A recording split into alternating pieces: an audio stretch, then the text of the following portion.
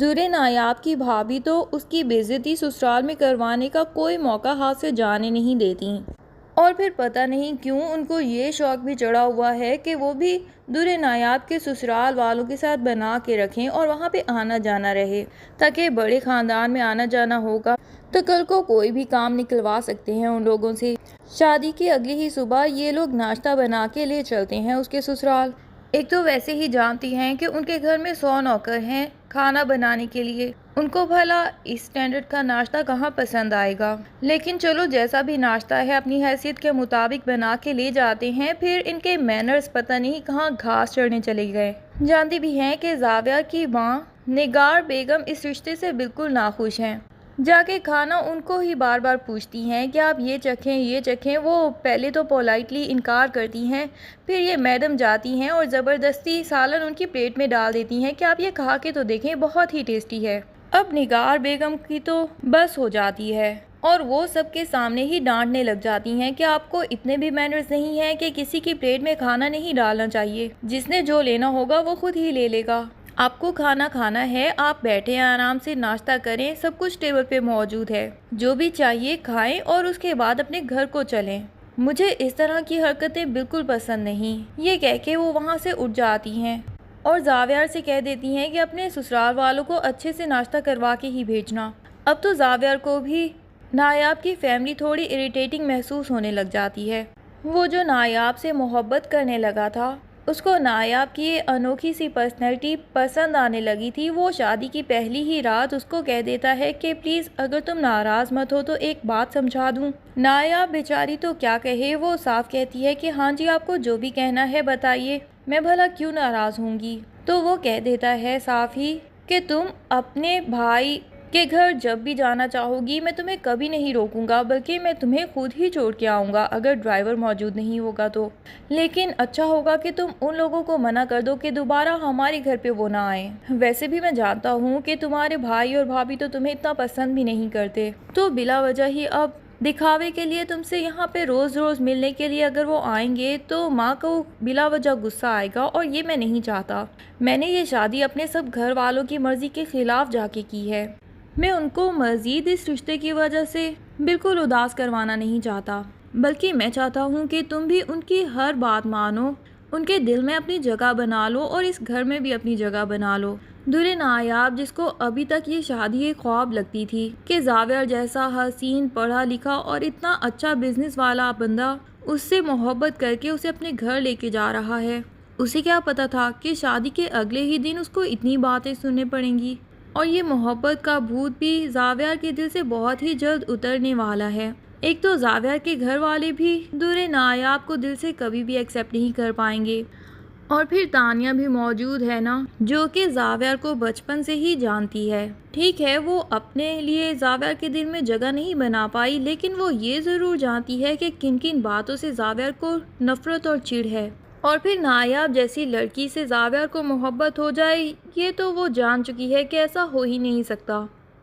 یہ کچھ دن کی اٹریکشن ہے، اور اس اٹریکشن کو کیسے ختم کرنا ہے، کون کون سی وہ باتیں ہیں نایاب کے اندر جو زاویہ کے سامنے لے کے آنی ہیں، جن کی وجہ سے وہ خود ہی اس رشتے میں پچھتائے گا، یہ سب کچھ تانیہ بڑے اچھے سے جانتی ہے۔ اور پھر وہ جیفی کو بھی اپنے ساتھ ملا لیتی ہے۔ جیفی کو تو خود بھی یہ بھابھی بالکل پسند نہیں آئی۔ ادھر زاویہ کے پیرنٹس تو کچھ اور ہی سوچ کے بیٹھے ہیں، وہ اپنے چھوٹے بیٹے کی تانیہ کے ساتھ شادی کروانا چاہتے ہیں، کیونکہ تانیہ جیسی ہونہار لڑکی ان کے خاندان میں سے کہیں اور چلی جائے یہ وہ برداشت نہیں کر سکتے۔ زاویہ نے تو اپنے پاؤں پہ کلہاڑی مار ہی لی ہے، لیکن وہ چھوٹے بیٹے کو بلی کا بکرا بنانا چاہتے ہیں اور اسے کہہ دیتے ہیں کہ ہم نے تمہارے لیے رشتہ پسند کر لیا ہے۔ وہ بھی بڑا منہ پھٹ ہے، وہ صاف ہی کہہ دیتا ہے کہ آپ نے رشتہ پسند کرنے میں تھوڑی دیر کر دی، اب تو میں پہلے ہی کسی لڑکی کو پسند کر چکا ہوں اور اسے آپ ریجیکٹ بھی کر چکے ہیں۔ انفیکٹ اسے اسی بات کا غصہ ہے کہ میں نے ایک مڈل کلاس لیکن پڑھی لکھی لڑکی کو پسند کیا تھا،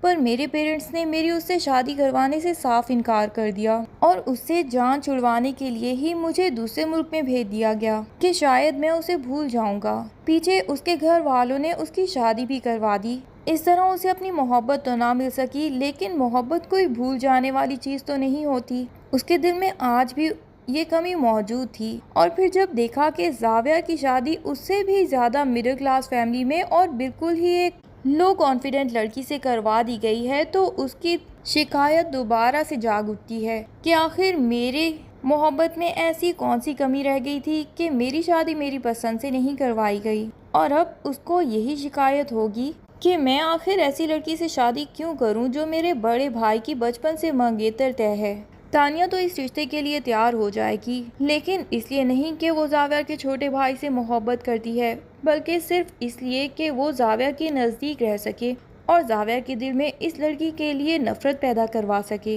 ادھر دورے نایاب جو کہ جانتی ہے کہ اس کے پاس واپسی کا کوئی راستہ نہیں ہے، اس کی دادی نے تو اس کو یہ سبق پڑھا کے ہی بھیجا ہے کہ سسرال والوں کے دل جیت لینا، تم اتنی پیاری ہو کہ تمہارے ساتھ کوئی زیادہ عرصے تک نفرت نہیں کر پائے گا، اور ساس بھی ایک نہ ایک دن تمہاری خوبیاں دیکھ ہی لے گی، اور اس گھر میں واپس کبھی آنے کی کوشش نہ کرنا، کیونکہ تمہارے بھائی اور بھابھی جتنے لالچی ہیں اور تم سے بالکل سنسیئر نہیں ہیں، وہ تمہیں کبھی بھی خوش نہیں رکھ پائیں گے۔ تمہاری بھابھی کی تو کہیں نہ کہیں یہ خواہش ہے کہ تم ناراض ہو جاؤ اور اس گھر میں واپس آ جاؤ اور یہ رشتہ ٹوٹ جائے، لیکن تم نے ان کی یہ خواہش کبھی پوری ہونے نہیں دینی۔ بس زاویہ تم سے محبت کرتا ہے، یہی بہت ہے۔ لیکن اب بیچاری دورے نایاب کو کیا پتا کہ زاویہ تو خود بھی اس سے محبت نہیں کرتا، بس کچھ دنوں کی اٹریکشن تھی جس کو ختم کروا دینا باقی سب گھر والوں کے لیے کتنا آسان ہوگا۔ صرف ایک زاویہ کی دادی ہی ہیں جو دورے نایاب کو دل سے پسند کرتی ہیں،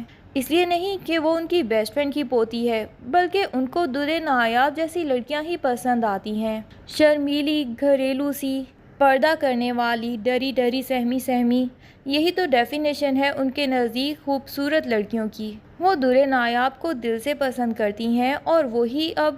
دورے نایاب کو اس گھر میں اپنا مقام آہستہ آہستہ دلوا پائیں گی۔ لیکن زاویہ کی ماں نے تو پہلی ہی رات دورے نایاب کو یہ دھمکی بھی لگا دی ہے کہ تم میرے بیٹے کی پسند کبھی نہیں ہو سکتی، تم اس گھر میں کتنے دنوں کی مہمان ہو، اس کے لیے کاؤنٹ ڈاؤن آج سے ہی سٹارٹ کر دو۔ ادھر دورے نایاب کے بھائی اور بھابھی بھی دادی کے زیورات بیچ کے چھوٹا موٹا فرنیچر لے کے دیتے ہیں اس کو جہیز میں، لیکن جب وہ اس کے گھر جاتے ہیں تو دیکھتے ہیں کہ وہ فرنیچر تو نوکر اپنے کوارٹرز میں لے کے جا رہے ہیں۔ بھابھی تو پوچھ ہی لیتی ہیں کہ اس کو نایاب کے کمرے میں کیوں سیٹ نہیں کر رہے،